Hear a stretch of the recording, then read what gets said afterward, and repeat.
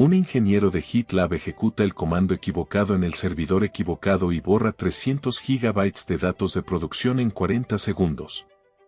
No fue un ataque externo. No fue un virus. No fue ningún fallo del hardware. Fue un ingeniero de sistemas agotado que trabajaba para mitigar un problema de rendimiento a las 11:30 de la noche, hora de España, que se confundió de ventana de terminal y ejecutó un comando que borraba datos en el servidor de producción en lugar de en el servidor de prueba. La base de datos principal de GitLab, que contenía repositorios de código, datos de usuarios, permisos y configuraciones de cientos de miles de proyectos, quedó reducida en cuestión de minutos a un estado que el equipo tardaría horas en procesar completamente. Y lo más extraordinario de lo que ocurrió después no fue el error. Fue lo que GitLab decidió hacer con él. Para entender la magnitud de lo que estaba en juego necesitas entender qué era GitLab en enero de 2017 y que contenía esa base de datos. GitLab es una plataforma de gestión de código fuente y colaboración para desarrolladores de software. Los equipos de desarrollo la usan para almacenar el código de sus proyectos, gestionar cambios, coordinar trabajo entre desarrolladores y mantener el historial completo de la evolución de cada línea de código. En enero de 2017, GitLab tenía aproximadamente 100.000 usuarios registrados en su plataforma de servicio gestionado, gitlab.com, y muchos más en instalaciones propias de empresas. El código que esos usuarios tenían almacenado no era solo archivos. Era trabajo de meses, a veces años. Era la historia completa de cómo proyectos habían evolucionado. Era la infraestructura de software de empresas reales, de proyectos de código abierto usados por miles de personas, de herramientas en producción activa. Perder eso no era como perder documentos de texto. Era como perder el cerebro de los proyectos. La secuencia de eventos que llevó al error comenzó horas antes con un problema diferente. El sistema de bases de datos de GitLab estaba siendo atacado por lo que el equipo describió como correo basura de base de datos, una forma de abuso que sobrecargaba el sistema con operaciones ilegítimas y producía una degradación del rendimiento que afectaba a usuarios reales. El equipo de operaciones estaba trabajando para mitigar ese ataque y para sincronizar los datos entre el servidor de base de datos primario y un servidor de respaldo en una arquitectura diseñada para garantizar la disponibilidad del servicio. Durante ese proceso, se descubrió que los mecanismos de replicación no estaban funcionando correctamente. Los datos no se estaban sincronizando entre el servidor primario y el de respaldo como debían. El ingeniero que estaba trabajando en la solución, identificado en los registros públicos de GitLab como un miembro del equipo de operaciones, estaba ejecutando comandos en ambos servidores a través de ventanas de terminal separadas. A las 11:27, hora de España, ejecutó un comando de borrado de datos. En la ventana equivocada. El comando se ejecutó en el servidor de producción en lugar del servidor de respaldo donde estaba intentando limpiar datos corruptos. El proceso de borrado duró aproximadamente 40 segundos antes de ser detenido. En esos 40 segundos se borraron 300 GB de datos de la base de datos de producción. Lo que siguió en las horas posteriores al error es uno de los registros más detallados y más honestos de la gestión de un incidente crítico que existe en la historia de la tecnología. Lo es porque GitLab tomó una decisión sin precedentes. Decidió documentar todo en tiempo real en un documento público, accesible para cualquier persona en Internet, mientras el equipo intentaba recuperar los datos. El documento mostraba hora por hora, a veces minuto por minuto, qué sistemas de respaldo existían, en qué estado estaban y cuántos datos podían recuperarse de cada uno. Lo que ese documento reveló, mientras el mundo lo leía en tiempo real, era alarmante. GitLab tenía 5 sistemas de respaldo. El primero era la replicación en tiempo real del servidor primario al servidor de respaldo. Ese sistema no estaba funcionando correctamente, lo que era precisamente el problema que el equipo estaba intentando resolver cuando ocurrió el error. No había datos sincronizados recientemente en el servidor de respaldo. El segundo era copias de seguridad automáticas tomadas cada 24 horas. Estas copias existían en principio, pero cuando el equipo fue a verificarlas para restaurar los datos, descubrieron que el proceso de respaldo automático había estado fallando silenciosamente durante meses. Las copias que debían existir no existían. El tercero era un servicio de almacenamiento de objetos que guardaba archivos adjuntos y otros datos específicos. Ese servicio también tenía copias de seguridad, pero no cubría la base de datos completa. El cuarto era instantáneas del sistema tomadas por el proveedor de nube donde operaba la infraestructura. Esas instantáneas existían pero eran antiguas, de antes del periodo que cubría la pérdida de datos, lo que significaba que restaurarlas implicaría perder semanas de datos. El quinto era un sistema de archivos de registros que en teoría podría usarse para reconstruir algunas operaciones de base de datos, pero que requería trabajo manual extenso y no cubría todo lo que se había perdido. El documento público mostraba, en tiempo real, que de los 5 sistemas de respaldo de GitLab, ninguno podía proporcionar una recuperación completa de los datos de las últimas horas. La honestidad de ese documento fue extraordinaria por lo que implicaba para la reputación de GitLab.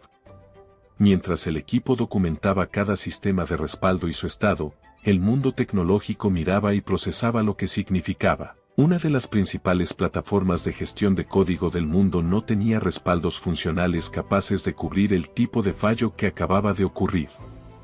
Los comentarios en redes sociales y en foros de desarrolladores iban desde la empatía genuina hacia el ingeniero que había cometido el error hasta el análisis técnico de que había fallado en los sistemas de respaldo y por qué.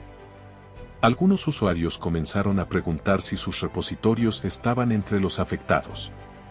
Otros comenzaron a evaluar alternativas a GitLab. El equipo de GitLab siguió documentando. No intentaron minimizar. No intentaron explicar el problema de manera que sonara menos grave de lo que era. No publicaron una declaración corporativa genérica. Publicaron los hechos en tiempo real. El proceso de recuperación tomó aproximadamente 18 horas. El equipo trabajó con las instantáneas del proveedor de nube, que eran las que proporcionaban la recuperación más completa aunque con pérdida de datos de las últimas horas. Combinaron eso con lo que pudieron extraer de los registros del sistema y de otras fuentes parciales. El resultado final fue que se perdieron datos creados aproximadamente entre 6 horas antes del error y el momento del error.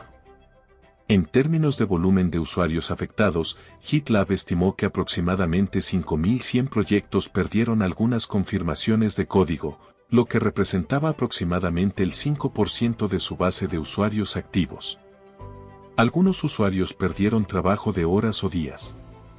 No fue la pérdida total que habría ocurrido si no hubiera existido ningún sistema de respaldo en absoluto. Pero fue una pérdida real de trabajo real de personas reales que habían confiado sus proyectos a la plataforma. Lo que GitLab hizo después del incidente es tan relevante como el incidente mismo. Publicaron un análisis post-mortem exhaustivo que detallaba cada punto del fallo. El fallo del operador humano fue documentado con precisión. El ingeniero, trabajando bajo presión y agotamiento en horas nocturnas, se confundió de ventana de terminal. El análisis reconoció explícitamente que el diseño del procedimiento de trabajo en múltiples servidores simultáneamente era una configuración que hacía ese tipo de error más probable, y que la responsabilidad del diseño del procedimiento era de la organización, no solo del individuo. Esa distinción importa profundamente en términos de cultura organizacional. El análisis no culpó al ingeniero.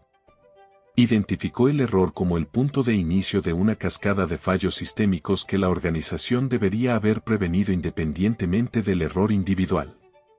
Los fallos sistémicos identificados fueron múltiples.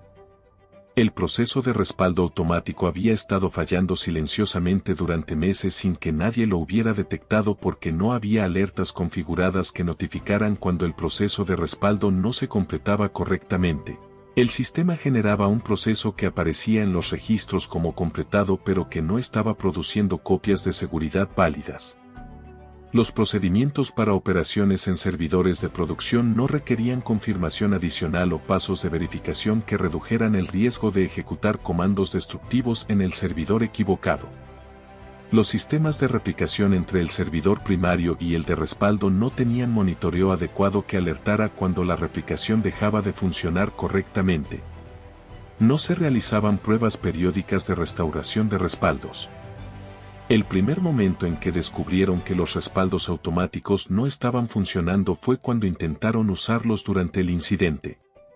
Ese último punto merece énfasis especial. Un respaldo que no se prueba no es un respaldo. Es un archivo que existe en algún lugar y del que se asume que contiene datos válidos hasta el momento en que lo necesitas y descubres que no los contiene. Las acciones correctivas que GitLab implementó después del incidente se convirtieron en referencias en la industria del software. Implementaron pruebas automáticas de restauración de respaldos que verificaban periódicamente que los datos podían ser efectivamente recuperados desde las copias de seguridad. Implementaron alertas que notificaban inmediatamente cuando cualquier proceso de respaldo no se completaba correctamente, en lugar de reportar éxito falsamente. Mejoraron los procedimientos de operación en servidores de producción con capas adicionales de confirmación requerida antes de ejecutar operaciones destructivas. Documentaron el incidente completo, incluyendo la secuencia de eventos, los sistemas que fallaron, las acciones tomadas y las correcciones implementadas, en un documento público que cualquier organización podía leer y aplicar a sus propios sistemas. La última parte fue quizás la contribución más duradera. El documento post-mortem de GitLab se convirtió en un recurso citado en cursos de ingeniería de sistemas, en discusiones sobre cultura organizacional en tecnología y en debates sobre cómo las organizaciones deben manejar los fallos. No porque el incidente fuera inusualmente catastrófico. En términos de datos perdidos y usuarios afectados, fue significativo pero no excepcional en comparación con fallos de otras empresas. Sino porque la manera en que GitLab lo manejó, la transparencia radical, la documentación pública en tiempo real, el análisis sin culpa del individuo, la identificación honesta de los fallos sistémicos, era inusual hasta el punto de ser ejemplar. El ingeniero que ejecutó el comando equivocado no fue despedido. GitLab publicó una declaración explícita al respecto. El análisis reconoció que el error individual ocurrió en el contexto de múltiples fallos sistémicos que la organización no había prevenido, y que despedir al individuo habría enviado la señal equivocada sobre dónde residía la responsabilidad real. En el mes siguiente al incidente, GitLab realizó una campaña de comunicación pública sobre las mejoras implementadas. Publicaron métricas actualizadas sobre el estado de sus sistemas de respaldo. El número de usuarios de GitLab continuó creciendo después del incidente. La transparencia, que en el momento de la crisis parecía un riesgo para la reputación de la empresa, resultó ser exactamente lo que necesitaban para que la confianza que habían perdido con el fallo pudiera reconstruirse con el proceso que siguió. El comando que borró 300 GB de datos de producción tardó 40 segundos en ejecutarse. El documento público que documentaba el incidente en tiempo real fue leído por decenas de miles de personas mientras ocurría. La conversación sobre qué hace que los sistemas fallen y cómo las organizaciones deben responder cuando fallan todavía usa ese incidente como punto de referencia. No porque GitLab haya hecho todo perfectamente, sino porque cuando el sistema falló, de múltiples maneras simultáneas que ninguna organización debería permitir, eligieron mostrar exactamente cómo había fallado. Con todos los detalles. Sin editar. Y esa elección, tomada a las 11:30 de la noche mientras el equipo intentaba recuperar datos que no sabían si podían recuperarse, resultó ser la decisión correcta de manera que nadie podría haber calculado completamente en el momento de tomarla. La transparencia tiene costos. También tiene consecuencias que solo el tiempo puede revelar. Y a veces, las consecuencias son exactamente lo contrario de lo que el miedo en el momento del fallo haría esperar.